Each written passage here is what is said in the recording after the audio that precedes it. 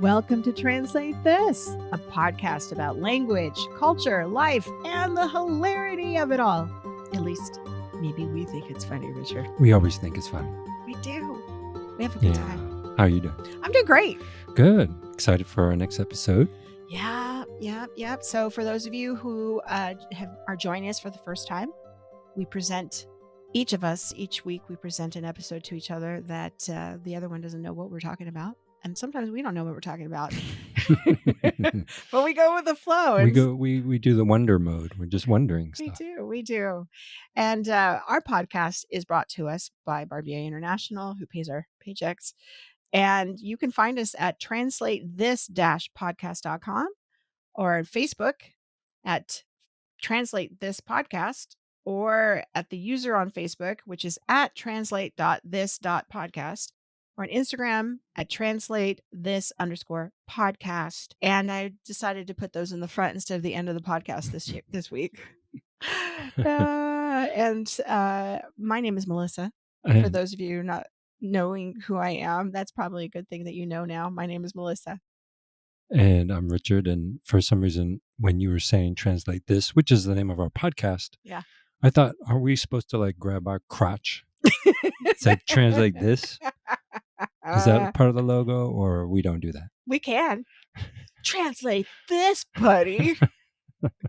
Actually, there was some inspiration about Translate This when we thought about that, because that kind of does fit our quasi New York personalities. Yeah, it's like, go to hell if you don't like us. Exactly. Well, we probably lost. Don't go to hell. Send us a comment, at least why. We want some feedback. The last of our listeners now. You've just told the audience to go to hell. Yeah. Okay, no, that's not good. All right. So actually, ironically, today's topic is about podcasts. Oh, wow. Nice. Yeah. So we've been talking about a few different things. And if you've been following our little expression here on what we think is a podcast, I started thinking, well, why are we not discussing what is a podcast? Because podcasts are still relatively new, even though they've been out for over a decade. But they're still relatively new for many people, and they're discovering them daily. And we have to understand that they're evolving. The definition of one evolves. And so that is a really good question, because the answer evolves, right? That was my first question to you is, what is a podcast in your opinion? A podcast, well, if you want to get, I should be technical to be correct, I guess, is a recorded interaction or monologue regarding any specific topic. And it is streamed online or uploaded online for people to listen to. I can say that. Yeah. Okay. So my next question to you is, why do we podcast? Because, well, obviously we all have many different reasons, but the most selfish reason is we like to hear ourselves talk. Well, now you're being very truthful, aren't you? Yeah. And if we have 0 listeners, we do it anyways because we like to hear ourselves. But actually, let's stay on that note, because we have no idea, as does anyone really, how many listeners they have out there, when they're going into a podcast, because it's constantly changing. I think there's a way to track that. Producer Lauren would let us know, but we're so new to podcasting. I haven't even thought about that. Like I would love listeners, but I am myself a listener of podcasts. Yes. Same here. Right. So I subscribe to various ones and they entertain me, but they also fulfill other things for me, which I'm going to get to in my research today. And for those of you who don't know, I always try to do as much primary research, coming into these podcasts. So I, can actually understand my topic better, because I'm learning along with our audience as to what it is that we're discussing. And I have obviously set opinions, but why do I podcast and why do we podcast? Yeah, we like doing this, but I also think that I like podcasting because I feel like I can be part of the process. I can be part of the online community and discuss topics, and hopefully I can give back to other listeners what I get from other podcasts too. Like for me, it's like a give and take thing. Yeah. again, we Uh-huh. don't know anybody's listening to our podcast, Right. but I do think that there's some for me, a connection with Mhm. on a global scale with people out there. So Yeah. by my putting my voice, it makes me feel part of the world. Definitely, definitely. And to think that when everybody starts off with a podcast, they're imagining a few people, but with the potential of millions. Yeah. And that's exciting Yeah, that it is. right, that we don't need sponsors, we don't need Mm-mm. any expensive, radio station to broadcast us, and that's what's Right. the exciting part of it. I also was just thinking about more in depth of that the answer to that question about how more of a representation of this generation that we that podcasts allow us to express our innermost thoughts and publish them, and we're living in the generation where our innermost thoughts are verbalized and not repressed, not oppressed, that we're encouraged to express them, and podcast is an outlet for that. And I think it's in the end it's good. I mean, we all have to filter out what we need to hear and what we don't need to hear, but it's out there. And I think in terms especially like mental health, in terms of analyzing what we're doing in our lives, I think it's a good tool to Yeah. use to listen to and to speak. And I think all of those things are incredibly valid, and we could do from just the few sentences there, we could actually do 5 more podcasts off of and going down each vein of Yeah. those things. Mhm. So I had to narrow it down because I Yeah. was sitting there. So I'm a huge Burt Bacharach fan. Oh, yeah. For Oh, he's those talented. that don't know, yeah, I love him, especially his earlier work. So I was thinking, I was writing this, and I'm in my head hearing the song Alfie, and but I'm like, the "What's this all about, Alfie?" And I'm like, "What's Okay. this all about podcast?" So Oh, that's my right. little shtick today is I'm thinking, "What's this all about, this podcast?" Great. So for those of you who like Burt Bacharach, you can play that out there, while you're thinking about this. And I wanted to narrow down what it was that I wanted to think about Yeah. in terms of this genre, Mhm. because it is a genre for art, it's a genre for expression, it's a genre for communication. Mhm. And I think the things that you touched on, mental health, and what I touched on, connection to community, Mhm. but also just the sake of doing it, that we like listening to Mhm. our voices, we like listening to other voices, and Yeah. that's for art's sake, right? Right. And that is, and I want to be very clear, that's not an ego statement. Mhm. That is just if for you, if people are creators, they Mhm. understand that perspective. It's literally engaging and joining in the conversation, making art with others. Yes. And some may not consider our podcast art, but I do. Conversation's art, I do. I right? consider it art. Yeah. So for me, that's what a lot of it's about. But I wanted to quote some information here that I had started researching. Okay. And this is the podcast, and the idea of them being the next form of communication is something that people have been discussing for a Mhm. while. And I found something as far back as 2008 from global papers, one in particular, the Economic Times in India. Okay.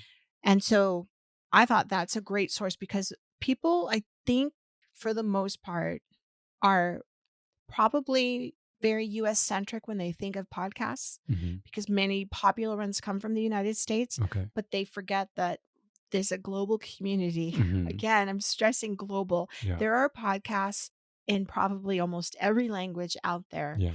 for many different topics, for Mhm. different reasons and whatnot. And I think sometimes global, like on the present scale, people will go to the most known or well-known podcasts, and they don't think, "Oh, I have not even thought and considered that there are podcasts in India, there are Right. podcasts in Japan, there's podcasts in Uruguay." I mean, Mhm. anywhere, right? Anywhere. They're everywhere. Definitely. So according to this article, in 2008, they were promoting podcasts as the advantages being they're a marketing tool because they allow human voice to inflict tone and convey emotion. So that was one thing that I gathered in the early stages. It wasn't maybe necessarily so much about connection and Mhm. information or dissemination of information. It was about marketing. Okay. Podcasts were about promoting your business. Interesting. And then I read some other information. This is coming off Forbes magazine, as they published in 2021, that 125 million people are expected to listen to one each month Hmm. by 2022. Oh, And they said that if that happens, it'll demonstrate a 25% growth since 2020. wow. And that other people have been asking, why are they becoming more popular? Hmm. Well, we all know we've just are on the tail end. We're in the endemic, right, of the Yes. pandemic. Yeah. We're on the tail end of this pandemic, Right. knock on wood. And we are, what producer Lauren has told us, we are in the era of pandemics. Hmm. So we will continue to see situations, unfortunately, due to things that none of us can control, just the way that life will go in global scale Right. here forward in Hmm. our lifetime. Hmm. We're going to see more situations like this. We're going to see many more pandemics. It's predicted to see. Right. I think we're adapting as a human species, Which is necessary. which is necessary. And the isolation of the pandemic was Hmm. so lethal. It was And I tough. use that word Yeah. specifically. Yeah. Good word. Yeah, it was very lethal. And because of that, I I know that there was a huge uptick in people escaping and connecting and re-engaging in life Hmm. through podcasts, Yeah. and not Yeah. just the people doing them, obviously the listeners. And then I also read, according to the website Make Use Of, they assert that one reason the podcasts are becoming more popular is their convenience. Hmm. Right. It As is. right, it's very convenient, isn't it? Yeah. Is Yeah. it? Our listeners can they can go to audio episodes while they're running, Hmm. cooking, cleaning, and many other scenarios. Hmm. And they offer an easy way to absorb information while doing something else. Definitely true. So why don't you Yeah. speak a little about that? About the ease of Yeah, like podcasting. your experience in that. What, because you listen. How many podcasts are you subscribed to about now? Oh, I mean, not that many actually. I probably have like 5 that I listen to regularly, and Yeah, they generally revolve around sports because it's my escape, my mental escape. yeah, I like to, especially when I'm cooking, I like to listen to it when I'm cooking. I don't have to watch anything. hmm, And if I'm working all day, I put on something with sports as an escape.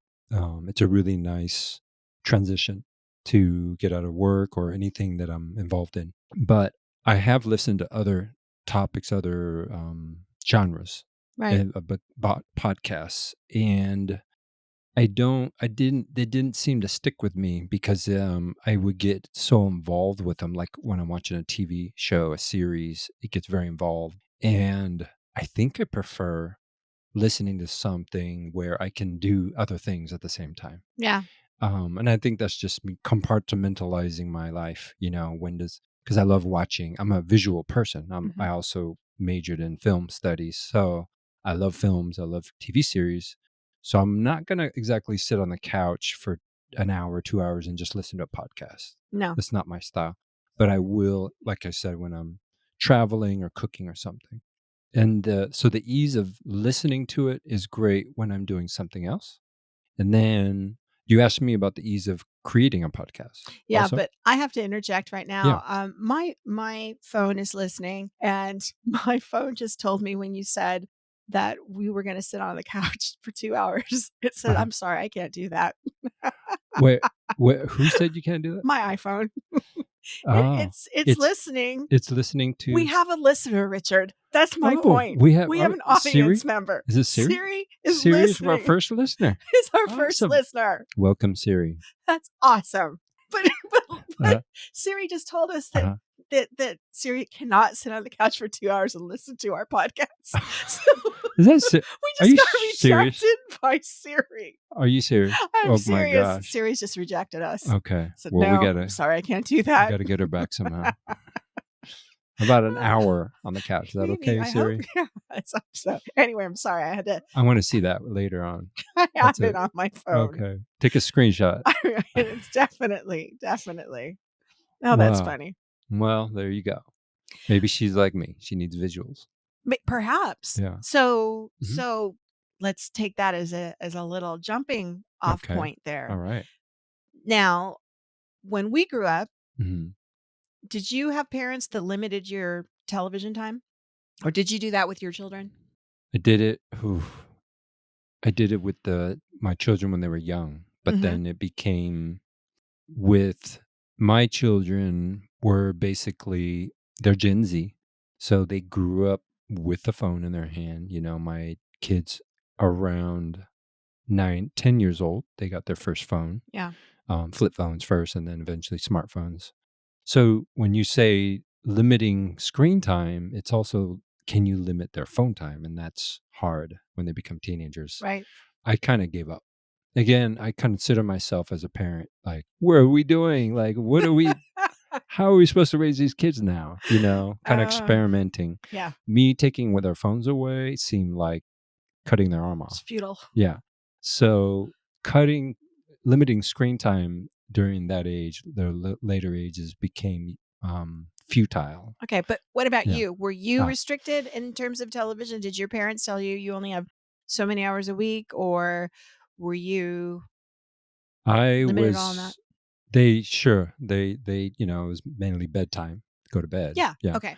But then I got smart and I went to bed, but then I snuck into my parents' See, room and you're started watching more terrible. TV. You're a terrible child. Well, they put a second TV in their room and So they you were know you're downstairs. blaming So them. You're like, yeah, oh, it's their yeah. fault. It's But there. I'm a kid. You're not blaming yourself for not following the rule and staying in your bed where you were supposed to be.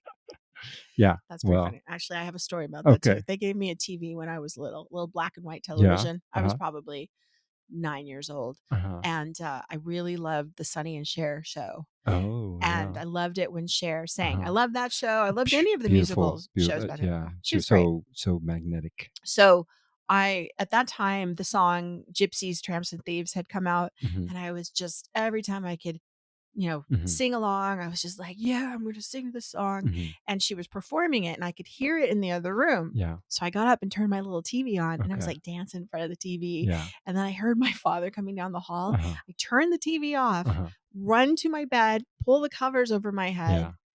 and he saw me, but I didn't think he saw me, Mhm. and then I hear him back in the living room going, "She's just dancing in her room." Like they totally knew. And Yeah. back then, though, you couldn't get away with it because your TV monitor, when you turn it off, the tube would still be Mhm. cooling down so they could Mhm. see that it And was it's on. not totally black. It's It's not like totally black. right, It's right, like, right. yeah. Yeah. So well, the reason why I bring that up Mhm. is because my Yes. children are millennial. Yeah. So we didn't have smartphone problems until they were in their later teens. And Mhm. by then we were in the same boat. We're like, whatever, Mhm. what's going to happen. And it wasn't really an issue for us, but we did limit their screen time because we thought you're not reading enough. Yeah. And that's this the whole reason why I'm jumping into Oh, this area. right. If we're listening Mhm. and we're not reading, and as language instructors, Mhm. we have been told, and it's been just, you know, drilled in our head Yeah. that, which by the way, I'm just going to say there's another podcast that'll be coming up in the future here about expressions we probably shouldn't be saying anymore. And that's got to Uh-huh. be on the list, That's on the list. drilled in your head. Okay. Uh-huh. But it was very much explained to us that in education, Mhm. that if children are not reading, Mhm. they're not gaining vocabulary, and that the only real way to gain vocabulary is through physically reading a book or a some type of text. That was the education that I received in Oh, college. okay. I was gonna say. And Yeah. I know it's evolved. Antiquated. I'm just Yeah. exactly, but Yeah. I'm saying that we were also told Mhm. that growing up. Yeah. Yeah, we were I mean, I was the poster boy of hating reading. Me too. Because they forced me to, teachers pushed it, so the parents pushed it. Yep, My dad, it was like torture. He it made us was. go to the library, and I ended up enjoying reading, but I still don't read to this day actual books. I read articles, I read the internet. But Um, you're reading. I'm That's still reading, reading. but there was this sense that only books, I mean, this was my Yes. experience, No, I agree. only books, textbooks, paperbacks were the only acceptable means of reading, not comic books, not magazines, multimedia. They were not acceptable. And so, of course, that's what I gravitated to because I'm a visual person, Right. but I didn't feel validated in wanting that. Mhm. Well, and which my whole family pretty much agrees that I was never diagnosed with ADHD as a Mhm. child. Mhm. I mean, Yeah. and I always tell people I had the big H for sure. I definitely was hyperactive as a Uh-huh. kid. So Uh-huh. I could read when it was my turn to Yeah. read in the circle in the classroom, Mhm. but I was, like, always, like, looking how many pages ahead it was Uh-huh. gonna be to get to the point where I got to read, and then I just wanted, like, to blaze through it and just Uh-huh. show off, like, "I Uh-huh. can read these big words." Yeah. But I don't even know if I retained anything that I read Uh-huh. aloud at that moment. It Exactly. was just like, Exactly. "Woo, I'm just gonna hyper focus right now. I'm gonna blast through these pages. You called on me. I'm gonna show you my reading skills." And I Yeah. got through most of my Uh-huh. schooling Yeah. by hyper focusing through Yeah. tests and causing myself to have somewhat partial photographic memory. Oh, wow. And Uh-huh. that's how I got through things. Mhm. But I couldn't sit and read, and I wanted to read desperately as a kid, and I Yeah. didn't understand how my fellow friends, my peers could just sit and read, and Mhm. how could they focus? And I kept Yeah. my brain would wander. I mean, Yes. listen the way I speak. I can't even finish a sentence Well, sometimes. we're in the same boat, but I'm with ADD, so we have so much in common, but we react differently. Obviously, I'm assuming most of You don't all of have our the great H. listeners out there know ADHD versus ADD, Yeah, but maybe it's not. great that we both have this. And we can share some Right. of our struggles, and I think that's why we became instructors because we understood the struggle, right? Completely, Yeah. completely. So, because we've been told that only language acquisition in terms of vocabulary Mhm. and comprehension and contextual understanding of things has to be done through reading a book, Mhm. and on top of that, how we were told that TV was gonna melt our brains Yeah. because they call it the idiot box. Mhm. Mhm. If for those of you who never heard that, it was called the idiot box, Yeah. or the boob tube. Mhm. And I'm trying to think what else. It just had all these really negative connotations. And so I was even on Saturday, Mhm. I used to wake up Saturday morning, just couldn't wait for Saturday morning cartoons. Mhm. It was great. And then my dad's like, okay, get dressed, get out of the house. Right. You have to be out of the house the rest of the day playing outside. Mhm. But I was Which never pushed, which was yeah, great yeah, because it exhausted me and he yeah. knew. A But lot of good things. it was really good. Yeah, But he never said, okay, go read a book. yeah. Like, Uh-huh, nobody in my house told me to go read a book, but my uh-huh. mother was an avid reader, Okay. and my father loved to read. Oh, But they're modeling it. they didn't. They didn't model it with me in the sense that Mhm. they read along with me Yeah, when they had to, okay. but they never said, "Okay, let's go read. There's family time. We're gonna read Mhm, books. We're gonna turn the TV mhm, off." The mhm. TV was always on. Yeah, And, yeah. if for those of you who like Bill Murray, ever watched Scrooged? Yes. And his rendition of Thomas Dickens, am I saying that right? A Christmas Carol. Oh, Is it Charles Dickens. Charles Dickens? Mhm, Thank you. I knew I'm saying that wrong. Charles Dickens' A Christmas Carol and his version of it and how the television was his babysitter. mhm, mhm. Yeah, that was Alright. that was a lot of me there. Yeah, So I yeah. loved the TV. I was like, "I'm not gonna Yeah, give that up." and, they all those, worries and fears that's gonna rot our brain, here we are now. Yeah. So So so I have something to say about that. okay. So I said, "Are podcasts a form of lazy reading?" That was my next question I decided to research. I just thought, "Okay, is it gonna melt our brain like they say TV was going to?" So here's what I found out. Okay. It says, "When the radio was invented, there were probably such fears also." This is me saying this, and Mhm, that we know that for sure that film and TV were considered bad for the same reasons by academics, right? mhm. We've established this. And yet, what you were saying, I Yeah. wrote, the brain needs to escape. Mhm. And if somebody's anxious or depressed and cannot pick a book up and stay focused enough to not read the same paragraph 20 times in a row, Yeah. podcasts like radio, film, and television that came before them is probably a perfect solution, in my opinion. Mhm, mhm. And so I wanted to figure out, well, is it going to make our brain lazy? So and I argue that podcasts actually connect people to the intention of the writer through emphasis of intonation Yeah. of particular phrases, and there's little room to misinterpret Mhm, prose, because if you mhm. have an author reading you their written work, Yeah. not an actor Mhm, interpreting it, mhm. they're going to emphasize the word in the Yeah. sentence that they want to emphasize. So Mhm. you will understand the intent of Right. even one statement Yeah. versus the entire narrative.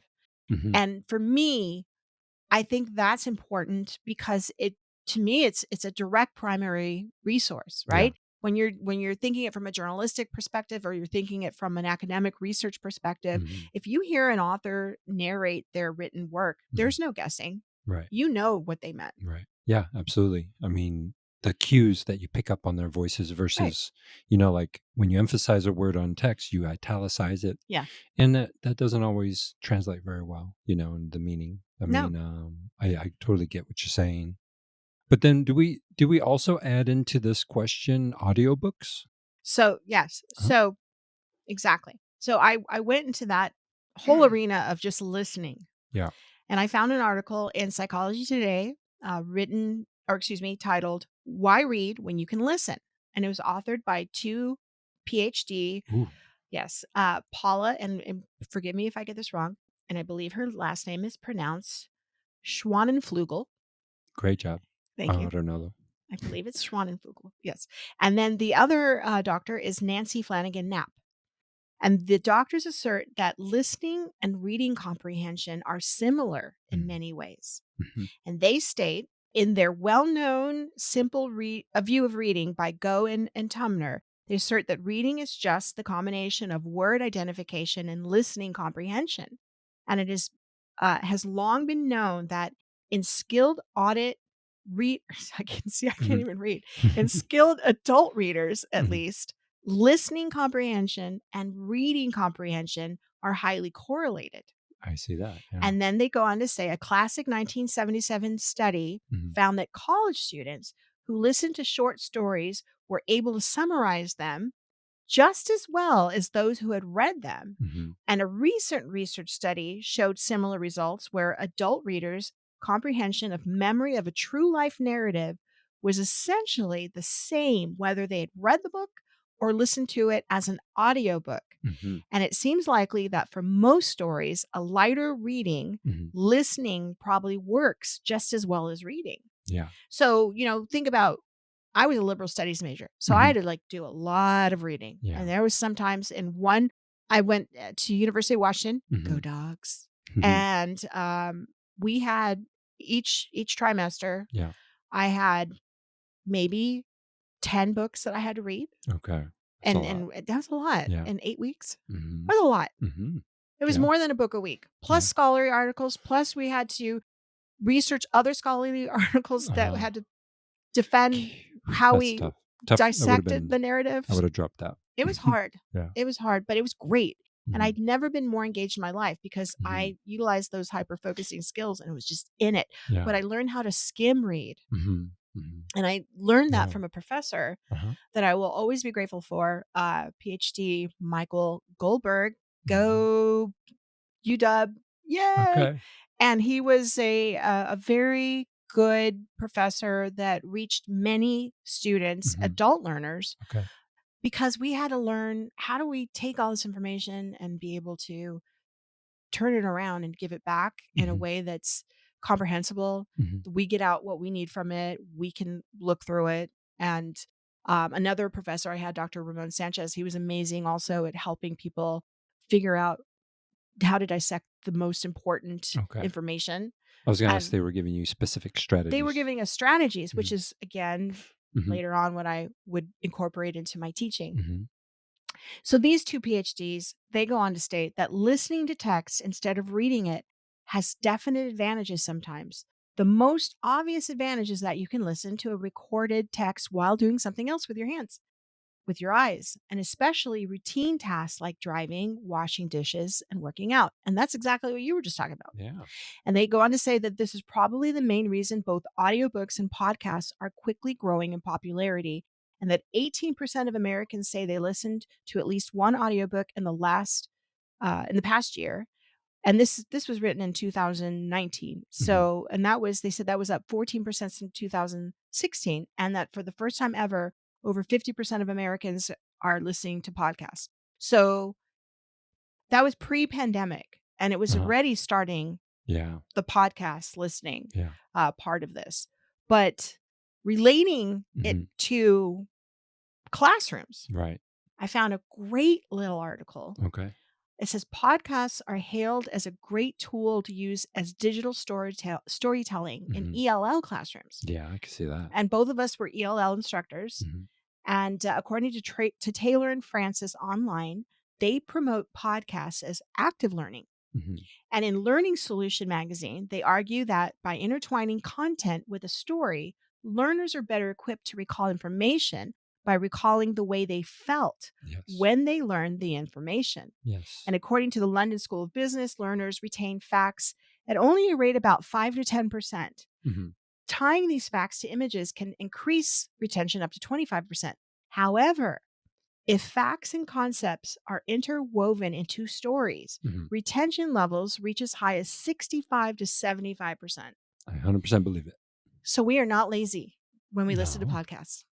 No, and it's, referring to what I always believe storytelling Yep. is also kind of personalizing it. Mhm. Um, you have this group of facts, this information, and you make it not the reason why I think it works storytelling is because when you hear a story, you relate to it.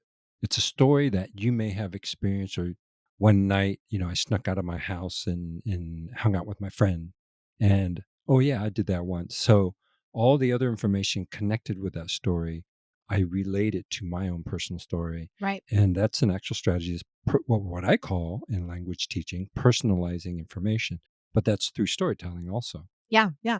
And so going back to your statement that you would have dropped Mhm. out, you would have done it. So I went a little bit over into the other road and steered Okay. my research into reducing anxiety about reading Yeah. and what kind of anxiety is there Mhm. for people who are in an academic setting like college, high Mhm. school, anywhere that they can't escape having to do the reading Mhm. Mhm. because people are not allowing them to, well, one, the book isn't on tape, Right. or Yeah. it's not in a podcast. Mhm. It's Mhm. nowhere to be found in a digital format. So I found a place off of Royal Roads University that they online they have information about you might be feeling anxious about reading, Mhm. where they say you just don't have enough time to read everything. Mhm. And I always feel like I want to read everything and I don't have enough time. Mhm. Or I'm overwhelmed by finding the time to read lengthy academic articles. Yeah. And I think that's Yeah. common with a lot of people. Yeah. And then the other anxiety is I think I am a slow reader and I need strategies to read faster, Yeah. right? And Yeah. that's what I learned in college, how Yeah. to read faster and gain what I needed to get out of there. And they said, the fact is there are exactly 168 hours in 1 week. Since we can't make any more time magically Mhm. appear, Mhm. wouldn't that be fun? Here are some strategies you can do to help you with your busy schedule. And the first one they says, reading does take time. Make sure you account for it and you plan for it in your week. Mhm. And you would plan for anything else. So you would plan for reading that. Another one's called the Pomodoro technique. Pomodoro, for those of you who don't know, it means, you know what it means? I forgot. Tomato in Italian. Oh, okay. It's for time management when you don't have a lot to read and you're rushed and feel and distracted, and people can look up the Pomodoro Mhm. technique if you're interested in lurking. There's another thing that I want to talk about more than that. Okay. If you're procrastinating about doing your reading, try to figure out why you're procrastinating and Mhm. try to actually maybe even go to the writing center at your university or your counselor or your librarian, Mhm. find out why. Don't Mhm. be shy. Ask, Mhm. I'm really not able to do this. Why am I having this issue? Right. Um, and if you were avoiding your readings or feeling anxious about them, try relaxing, right? Do Yeah, of meditation, course. Yep. try to, Mhm. make the room calm, Mhm. some soothing music that you Mhm. can read to, Yeah. and that would help. And then this is the one I did want to mention and I thought was fascinating. Okay. There is an app called Cold Turkey, App called Cold Turkey. and the website is getcoldturkey.com. All right. What's that? And I was like, "What is that about?" And they have an app that you can create a distraction-free internet experience, as they say, by blocking anything from specific websites and Mhm. applications Mhm. to the entire internet with a few exceptions. Okay. And I thought, "That's fabulous," Mhm. because that's going to help people like me Mhm. who something shiny and bright Right. pops up on your Right. website and you want to just go over there Yeah. or open that new tab Mhm. and Mhm. quote unquote multitask, and Right. as we know multitasking doesn't work. Yeah. So I thought, Mhm. um if we can look at podcasting as a way, as not just this social media exploration, Mhm. right? This, oh, look at me, I'm on podcasting. Uh-huh. It's not the next YouTube, TikTok video, Mhm. but it's a way to communicate, it's a way to express, it's a way to connect, it's a way to make art and spread information out there that the world may or may not, want to tune with. But that's the beauty about podcasts. You can listen to whatever you want to listen to and you can leave out the rest. You don't have to Right. be inundated and Exactly. overwhelmed by Exactly. information. And so I thought podcasts are not the evil thing that some people think about. Yeah, I don't see that. I don't No, see, yeah, no, anything evil. no, no, no. There's storytelling. Yeah.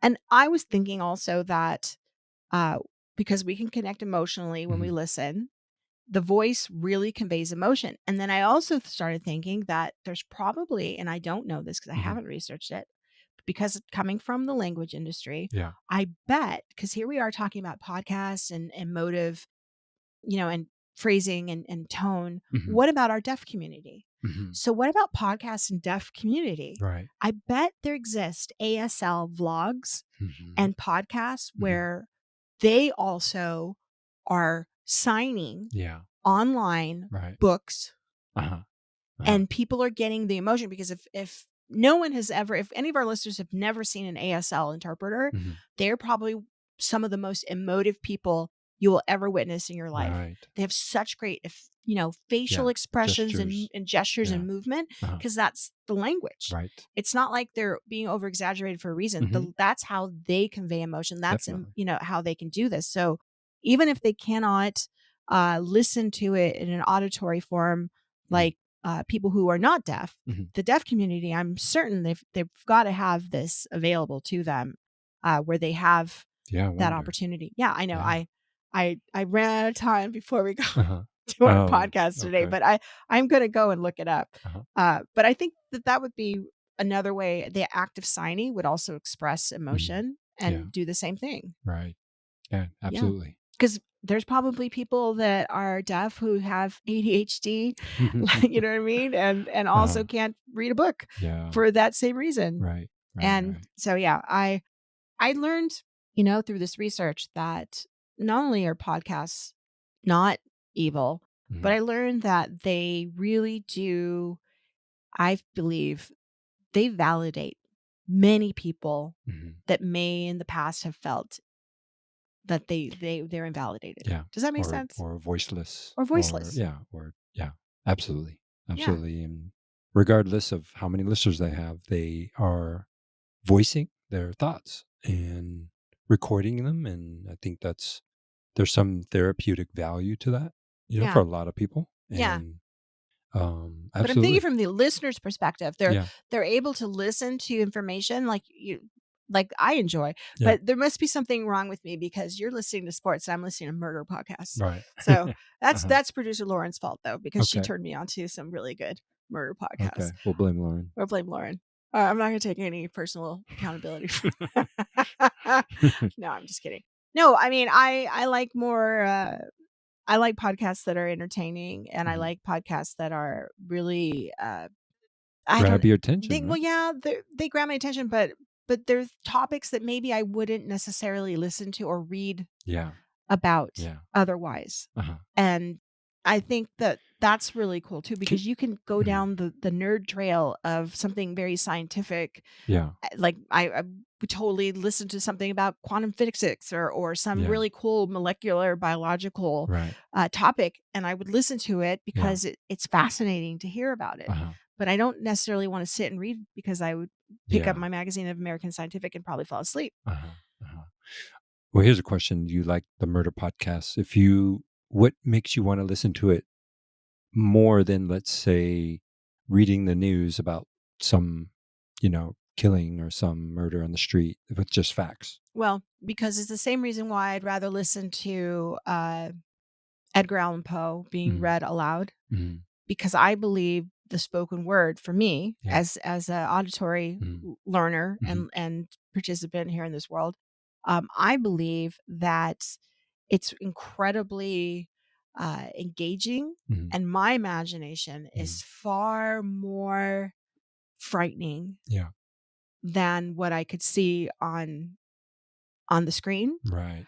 but I also don't wanna see those images because That makes sense. I can take my brain to a Yeah. level where I'm comfortable of seeing Right. gore, Yes. but I don't have to be exposed to it It otherwise. kinda, it goes with your mode of sensory in Yes. which it doesn't shock you, it doesn't repel you. Right. That makes sense. Right, because if you talk about somebody that murdered somebody on on a farm, and they talk about, the horrific way that it happened, and, Yeah. then I'm gonna go in my brain where it happens, Mhm. but I'm not going to necessarily think about every single moment of that situation. Mhm. Whereas if I had to look at the pictures and I had to read it, Yeah. and, that Mm, would be yeah. probably very overwhelming for Yeah. me, I and I think that that's what podcasts also do for Yeah. me. They kind of shelter, Mhm. and I think people might argue that this is a negative thing that they censor a little bit, That but for me, but I don't know, it's just about entertaining. No, but, now I see how these murder podcasts really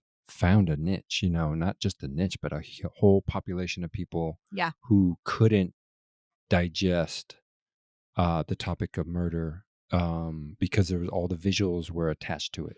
Yeah. And now they can process why people murder and all the motives and all Mhm. the details without being repelled. And I think That's just my experience. that's a huge audience that's been missing out. Yeah. And now they're being served. I mean, I think so. I really do. I think that's my audience, but the same thing could be said about, um, any type of popular celebrity, Mhm, type, mhm. situation where you wanna know more about them. Yeah. Now, I don't subscribe necessarily to many of those podcasts, but if somebody that I was interested in Mhm. film and art or politics was being interviewed, I would definitely listen for that. Yeah. I love Brene Brown, and she Mhm. did one on the whole Ted Lasso crew, Oh, and yeah. she says that she's their number one fan. It's very cute, Uh-huh. and I actually listened to that, and I was Yeah. fascinated by it, Mhm. and it was great Yeah. because I was able to listen to the actors Mhm. talk with her about their experience Right. like I would anybody else. And it's just like if you watch Jimmy Kimmel Uh-huh. and Uh-huh. he interviewed somebody. Right. But what I also like about podcasts, it seems like people can go more in depth Mhm. when they interview Absolutely. people, Yeah. right? And there's something about being in front of a microphone Mhm. that seems somehow, even though they're not in front of a live audience, some Mhm. of the podcasts though are in front of live audiences, Mhm. but you can be in front of a microphone in front of a group of people and it seems very intimate. Absolutely. And The you intimacy of Yeah. also what creates more intimacy to me, intimacy is that you don't have a time limit and it allows more depth Yeah. and that creates more intimacy, I Yeah. think. I Does think that so make sense? too. Yeah. But speaking of time, Oh, yeah. we're wrapping this one up. All right. Let's Yeah. put a bow on it. We'll put a bow on it, and I hope that people understand now that podcasts are a good contribution to society. And in our opinion, in our Mhm. humble opinion Mhm. here on Translate This, we've That's right. translated the art of podcasting. Yeah. Podcast on podcast. Podcast on podcast. All right. Until next time, again, we are Right Translate this. This.